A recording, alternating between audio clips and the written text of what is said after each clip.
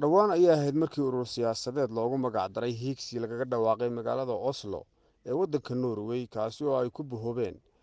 qurba-joogta iyo qolqol-joogta Jamhuuriyadda Somaliland. Haddaba waxaan si aan xogo dheeraada uga helo waxaan maanta khadka telefoonka kula xidhiidhnay xogayaha guud ee ururkaasi Xuseen Cali Xaaji Xasan. Dhow xog haye telefishinka Ariel waxaad xog warbixin naga siisaa waxyaabihii ururka u asaasteen iyo magaciisa uu xambaarsan yahay. السلام عليكم ورحمة الله تعالى وبركاته. سلام يا هوادر والهوادر إياه دمان شعب السومالان إياه بعض حافظة ورئيسان الوادر السلام يا Si fiican. سلام كبعدي وحنا كل واغني أورور سياسات لوجو مقعدري هيكسي وحنا كل واغني مجال أوسلو. صح. تاريخ مركز سجال في بيش سجالات لو ده كل إياه كوبي لاتنكا maalin khamiisa ayaanu kaga dhawaaqnay magaalada Oslo waana ku shaacinay صح. ururka fishinkiisa ama halbeegiisa waa saddex halbeeg uu leeyahay waxa ka kooban sinaan cadaalad iyo horumar si wacan haddii aanu ka hadalno sinaanka iyo cadaaladda oo kale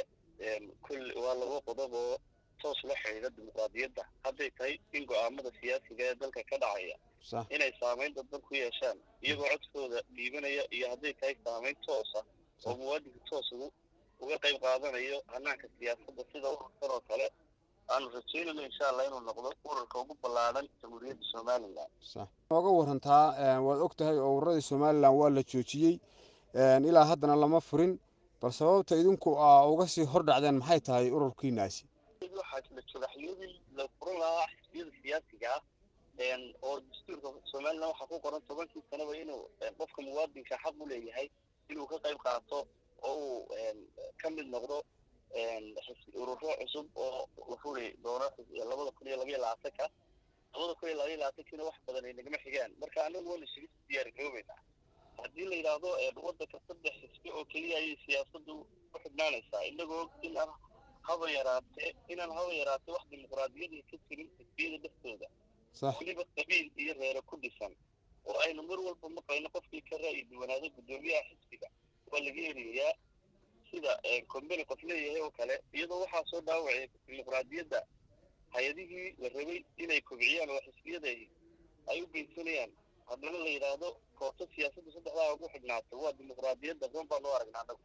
maxaad malanaysaan inuu kusoo kordhinayo ururkiinaasi